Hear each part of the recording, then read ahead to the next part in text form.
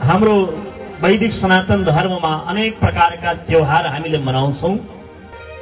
हाम्रा प्रत्येक तिथिहरू केही न केही नयाँ उमङ्ग उत्साह लिएर आउने गर्छन्। यो अत्यन्तै सुन्दर समयमा पर्व भोलिको दिनमा उपस्थित भएको छ।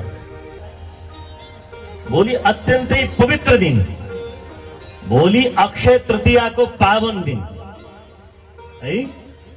वर्षभरिकै सबैभन्दा उत्तम दिन मानिन्छ यसलाई। भोलि गरेका सत्कर्म कहिले पनि यो लोकमा पनि र परलोकमा पनि कहिले पनि क्षत हुँदैनन्। क्षत भनेको कहिले पनि नष्ट हुँदैनन्, टुट्दैनन्। त हामीले चाहे कहीं दान गरौं, कथा सुनौं, कीर्तनमा नाचौं, भगवानको नाम जपौं अथवा पितृ तर्पण गरौं, पितृलाई सम्झौं, यो सुन्दर सत्संगमा सम्मिलित भएर आफ्नो जीवन बनाऊ, त भोलि गरेका कर्महरू कहिले पनि नष्ट हुँदैनन्। भोलिको पावन पर्वको नाम हो अक्षय तृतीया। यो सधैँ गरी वैशाख महिनाको शुक्ल पक्षको तृतीया तिथिलाई अक्षय तृतीया भनेर हामीले चिन्ने गर्दछौं है। र यो वैशाख महिना भनेको गर्मीको समय हो कि होइन? अब सुस्त सुस्त गर्मी ग्रीष्म ऋतु प्रचण्ड हुँदै जान्छ। अक्षय भनेको के हो र यसलाई कुनै पनि महत्त्वपूर्ण सत्कार कर्म गरेपछि यसले के फल दिन्छ भन्ने कुरा म हजुरलाई 5 मिनेटमा निवेदन गरे। अक्षय तृतीया, अक्षय भन्छन् जो कुरा कहिले पनि क्षय हुँदैन। क्षय भनेको टुटेर जाने, नष्ट भएर जाने, सकिने। तर अक्षय भनेको कहिले पनि नष्ट नहुने, कहिले पनि टुटेर नजाने, लोप नहुने, नबिलाउने, नहराउने। त्यसलाई के भन्छन्? अक्षय। जो क्षय हुँदैन। तृतीया भनेको तृतीया तिथिलाई, जो कहिले पनि सकिँदैन। के सकिँदैन त भन्दा यो तिथिमा गरेका राम्रा कर्महरू कहिले पनि नष्ट हुँदैनन्। त्यही भएर यसको नाम छ अक्षय तृतीया है। र विशेष रूपले हामीले पुराण अनुसार र हाम्रो परम्परा अनुसार यो दिन के भएको रहेछ भन्दा सतयुगको र त्रेता युगको प्रारम्भ भएको दिन, अक्षय तृतीयाको दिनबाट सतयुग र त्रेता युग प्रारम्भ भएको भन्ने हाम्रा प्राचीन पद्धतिमा गुरुहरूद्वारा, धर्मशास्त्रद्वारा हामीले सुनेका छौं, हामीले बुझेका छौं। साथै रेणुका आमाको गर्भबाट आजकै दिन भगवान परशुरामले जन्म लिनुभएको है।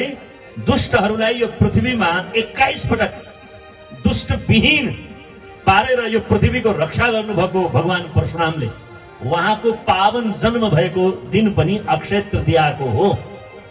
अरे भाइ, अरु त अरु, जब सगर राजाका 60,000 पुत्र भस्म भए कपिल भगवानको नेत्रबाट, त महाराज सगर महाराजका पुत्र आदिले फेरि गंगाले पवित्र भएर ती 60,000 पुत्रहरूको मुक्ति हुन्छ भन्ने जानेर गंगाको भारी तपस्या गरे।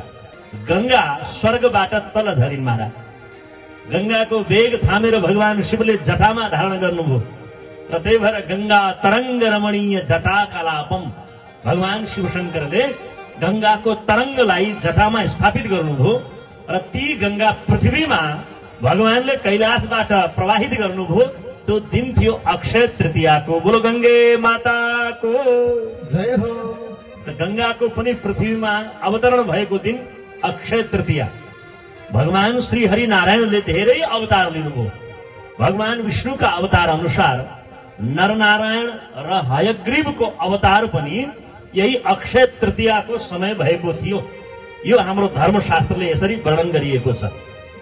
अरु त अरु महाभारत, जसलाई इतिहास पुराणको रूपमा हामी वैदिक धर्मावलम्बीहरूले चिनेका छौं, पढेका छौं, जानेका छौं, त्यो महाभारतको रचना पनि वेदव्यासजीले गणेशजीलाई भनेर यही अक्षय तृतीयाको दिन प्रारम्भ गरिएको थियो।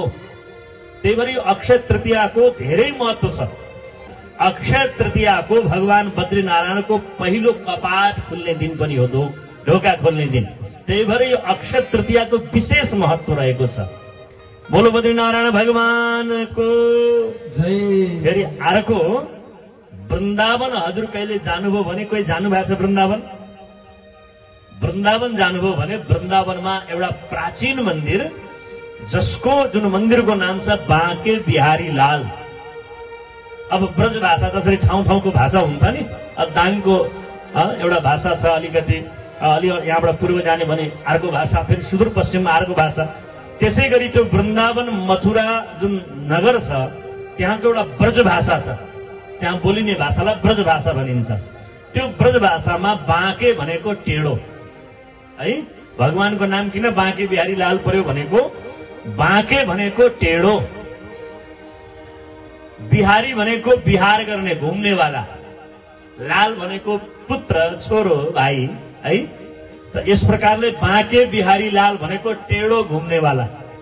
अब टेढो को छ त भनेको भगवान कृष्णको रूप टेढो है, लीला टेढा मेढा। नाम पनि कति अप्ठ्यारो, कृष्ण भन्नुपर्ने, ण भन्न धेरैले जान्दैन, कृष्ण कृष्ण भन्छन्, तर असली नाम शुद्ध नाम भनेको श्री कृष्ण हो है। त्यही भएर भगवानले बाँसुरी बजाउँदा यो आफ्नो अनुहार मुख पनि टेढो पार्ने, कमर पनि टेढो पार्ने र पाउ पनि टेढो तरिकाले उभिने। त्यही भएर बाँके बिहारी लाल त्यहाँका स्थानीय ब्रजवासीहरूले भगवानको नाम राखे बाँके बिहारी लाल। त ती बाँके बिहारी लाल मन्दिरको एकदम प्रसिद्ध मन्दिर छ, त्यहाँ वृन्दावन जाने नै बिहारीको दर्शन गर्नु भन्छन् है। त्यो आज अक्षय तृतीयाको दिन, भोलिको दिनमा, अरू दिन त कपडाले ढाकेको हुन्छ, तर भोलिको दिन उहाँका दुवै टेढा पाउ देखिन्छन् महाराज। यसो भगवानले उचालेर बाँसुरी बजाउँदै यस्तो गरेर टेढो भएर बाँसुरी बजाउँदै गरेको त्यो सुन्दर छवि छ, त्यो छविको भोलि पाउ देखिन्छ। वर्षमा एकपटक मात्रै पाउको दर्शन हुन्छ। त्यही भएर वृन्दावनमा बाँके बिहारी लालको चरण दर्शनको महत्व पनि अक्षय तृतीयाको दिन रहने गरेको छ। त्यही भएर अक्षय तृतीयाको भारी महत्व। अब हेर्नुहोस्, यति मात्रै नभएर हाम्रो परम्परामा जौको सातु खुवाउने है। गर्मीको दिनमा सातु भन्दा राम्रो अरू केही पनि छैन, त्यही पनि जौको। जौलाई हविष्यान्न भनिन्छ, हवनमा प्रयोग गर्ने अन्न हो जौ है। र यो जौ अत्यन्तै शुद्ध, सबैभन्दा शुद्ध मानिन्छ। किन भन्दा जौ छर्ने बेलामा हलोले नचरिकन नचलाइकन यसै छर्ने हो, र त्यहाँबाट उत्पन्न भएको जौ अत्यन्त शुद्ध सात्विक मानिन्छ। भोलि जौको सातु खाने, सुन्दर शरबत वितरण गर्ने सबैमा। किन भन्दा गर्मी आयो र गर्मीको समयमा शरबत पिउने, मिठा हालेर, शक्कर हालेर। र यस प्रकारले जुत्ता दान गर्ने, छाता दान गर्ने, माटाको घैँटो दान गर्ने र अनन्त सत्कर्म गरेर आफ्नो जीवनलाई आनन्ददायक बनाउने। भोलिकै दिन वर्षभरि रोकिएका कामहरू, कुनै पनि अचानक विवाह गर्न पर्यो, अचानक चाहिँ अरू कर्म गर्नु पर्यो, राम्रा कर्म गर्नु पर्यो, अरू तिथि भएन, तर अक्षय तृतीयाको दिनमा सर्वात सिद्धि योग मानिन्छ।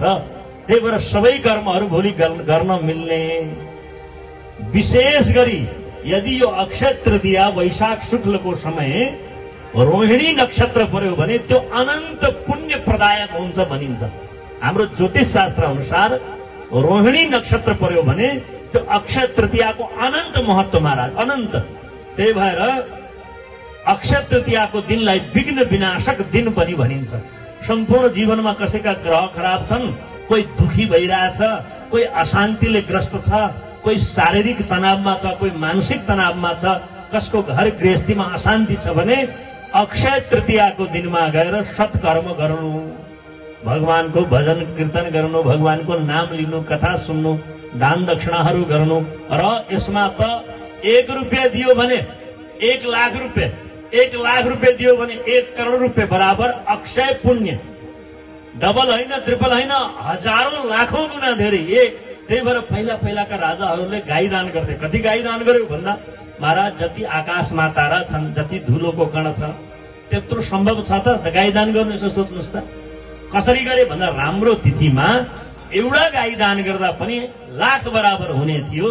त्यही भएर उनले राम्रो राम्रो तिथिमा गाई दान गर्थे, अन्न दान गर्थे, सुवर्ण दान गर्थे। त्यही भएर हामी तपाईँले पनि भोलिको अत्यन्तै पावन समयमा यहाँ आएर कथा श्रवण गर्ने, यहाँ आएर भजन संकीर्तनमा आनन्द गर्ने र अब 7 दिनसम्ममा आज भोलि भन्दा भन्दै कार्यक्रम सकिएर जान्छ। भोलि भन्दा पवित्र दिन मैले देखेकै छैन। यसले विशेष गरी यो अक्षय तृतीयाको महत्व यो छ कि यो सत्कर्म गर्ने जो कहिले पनि क्षय हुँदैन। गंगा स्नानको महत्व नजिकै राप्ती गंगा बगेकी छन्।